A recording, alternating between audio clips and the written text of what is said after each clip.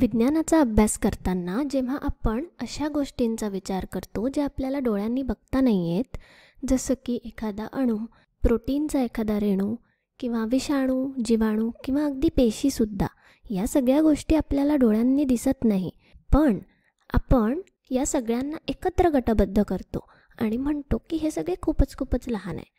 पण या व्हिडिओमध्ये आपण हेच करणार आहोत की या सगळ्या वस्तूंना एकत्र गटबद्ध न करता त्या सगळ्यांच्या आकारमानामध्ये कसा फरक आहे आणि किती जास्त फरक आहे हे आपण समजावून घेऊया. तर या सगळ्या गोष्टी खूप लहान जरी असल्या तरी त्यांच्या आकारात खूप मोठा फरक असतो आणि तो फरक आपण या व्हिडिओमध्ये समजून घेऊ. हे चित्र आहे पाण्याच्या रेणूचं. हा लाल रंगाने दाखवलेला आहे ऑक्सिजनचा अणू आणि त्याला 2 छोटे हायड्रोजनचे अणू जोडलेले आहेत. आता याच्या आकारमानाचा विचार केला तर ते आहे जवळपास 0.275 नॅनोमीटर्स. मग 1 नॅनोमीटर म्हणजे किती? 1 नॅनोमीटर म्हणजे 1 मीटरचा 1 अब्जावा भाग. पहा, ही रेषसुद्धा पुरेशी नाही आहे. 1 मीटरचा 1 अब्जावा भाग. आपल्या डोळ्यांना सगळ्यात छोटं समजू शकेल असं अंतर म्हणजे 1 मिलीमीटर. तर त्या मिलीमीटरचा सुद्धा तो 1 दशलक्षावा भाग असतो. पहा, इतका छोटा. आणि त्या 1 नॅनोमीटरपेक्षा छोटाही हा पाण्याचा रेणू आहे. मग आता याच्यापेक्षा थोडंसं मोठं काय आहे हे बघूया. या प्रोटीनच्या रेणूकडे बघा. हा आहे हिमोग्लोबिन प्रोटीनचा रेणू आणि याचं आकारमान आहे जवळपास 5 नॅनोमीटर इतकं. म्हणून तो पाण्याचा रेणू आणि हा हिमोग्लोबिनचा रेणू एकाच गटात टाकणं योग्य नाही, कारण हा हिमोग्लोबिनचा रेणू पाण्याच्या रेणूपेक्षा खूप मोठा आहे. याच्या तुलनेमध्ये पाण्याचा रेणू पहा इतका छोटूसा आहे. हा इथे छोटासा पाण्याचा रेणू. तर मग फक्त पाण्याच्या रेणूपासून हिमोग्लोबिनच्या रेणूपर्यंत गेलो तरी पहा किती फरक पडला.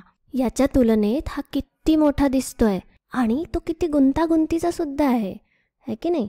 आणि आपल्याला तर माहिती आहे की प्रोटीन वेगळे आकार घेतात आणि खूप गुंतागुंतीची कामंसुद्धा करतात. चला आता पुढच्या स्तरावर जाऊया. यावेळी आपण विषाणू बघणार आहोत, व्हायरस. हे चित्र आहे HIV व्हायरसचं आणि याचा आकारमान साधारणतः 120 नॅनोमीटर इतकं आहे आणि हे या प्रोटीनच्या तुलनेमध्ये पुष्कळच मोठं आहे. जर हे हिमोग्लोबिनचं प्रोटीन आपण ह्याच्या शेजारी ठेवलं तर पाहते किती छोटूसं आहे. हा छोटासा हिमोग्लोबिनचा रेणू आणि हा HIV विषाणू. आता याची तुलना जर या पाण्याच्या रेणूशी करायची ठरवली आणि एकाच स्केलवर दोन्ही पण दाखवण्याचा प्रयत्न केला तर हा पाण्याचा रेणू तर इथे दिसणार सुद्धा नाही. आता अजून थोडं पुढे जाऊया. बघा आता हे चित्र आहे टी सेलचं. इथे लिहून घेऊ टी सेल. याला म्हणतात टी पेशी. मग आता हा जो पूर्ण गोल निळा दिसतोय तो आहे एक पूर्ण टी सेल. त्याला जवळून झूम करून बघितलं तर हा पहा त्याचा पृष्ठभाग. हा जो निळा दिसतो आहे तो आहे टी सेल आणि हे जे छोटे पिवळे टिंब दिसतात आहेत ते सगळे काय आहेत? ते आहेत हे HIV विषाणू जे या टी सेलवर आक्रमण करतात आहे. मग आता हे टी सेलचं चित्र बघून आपल्याला लगेचच लक्षात येतं की हा विषाणू या टी सेलच्या तुलनेत किती छोटूसा आहे. आणि तसंच या टी सेलच्या तुलनेत जर हिमोग्लोबिन रेणू बघायचं ठरवलं तर तो इथे दिसणार सुद्धा नाही किंवा अगदीच छोटूसा टिंब दिसेल. तसंच आता आपण अजून एक चित्र पाहू. हा आहे तो टी सेल आणि ही आहे तांबडी रक्तपेशी.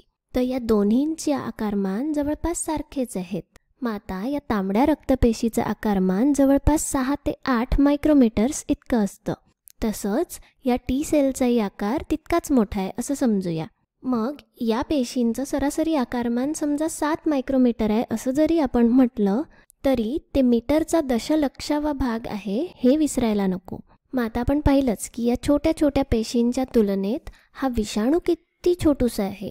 त्याच्या तुलनेत हे हिमोग्लोबिनचा रेणू पहा किती छोटूसा आहे. मग आता आपल्याला माहिती आहे की लाल रक्तपेशींमध्ये हिमोग्लोबिन असतं. मग या एका लाल रक्तपेशीमध्ये किती हिमोग्लोबिनचे रेणू असतील? पहा, त्याच्यामध्ये साधारणतः इतके सारे हिमोग्लोबिनचे रेणू असतात. 280 दशलक्ष हिमोग्लोबिनचे रेणू एका तांबड्या रक्तपेशीवर असतात. तर आता ही पूर्ण चर्चा आपल्याला हे समजून घ्यायला मदत करते की आपण जरी पेशींना खूप लहान गोष्टी असं म्हणून गटबद्ध करत असू तरी त्या वस्तुतः खूप मोठ्या आणि खूप गुंतागुंतीच्या असतात आणि त्यांची तुलना जर विषाणूंशी किंवा रेणूंशी किंवा अजून या असल्या छोट्या छोट्या रेणूंशी, पाण्यासारख्या छोट्या रेणूशी केली तर त्या सगळ्यांच्या तुलनेमध्ये तर हे फार मोठे प्रचंड असतात. आणि म्हणूनच सगळ्या पेशी इतक्या मनोरंजक असतात.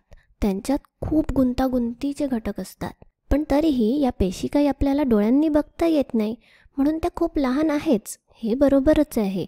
पण ते किती लहान आहेत हे समजून घेण्यासाठी जर आपण मानवी केसाच्या रुंदीची तुलना या पेशींची केली तर काय होईल?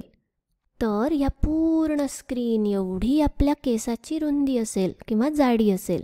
मग त्या तुलनेमध्ये ही एक पेशी किती छोटी आहे हे आपण समजू शकतो. आता खरं तर केसांच्या जाडीमध्ये सुद्धा खूप फरक असू शकतो, पण सरासरी जाडी ही या स्क्रीन एवढी आहे असं आपण नक्की म्हणू शकतो. मग आपण पुन्हा एकदा हेच म्हणू शकतो की ज्या सगळ्या खूप छोट्या वस्तू आहेत ज्या आपल्याला डोळ्यांनी सहज नाही बघता येत, त्या सगळ्यांना एकाच गटामध्ये गटबद्ध नाही केलं पाहिजे. त्या सगळ्यांच्या आकारमानामध्ये खूप खूप खूप फरक असतो. तर या व्हिडिओसाठी इतकंच. थँक्यू.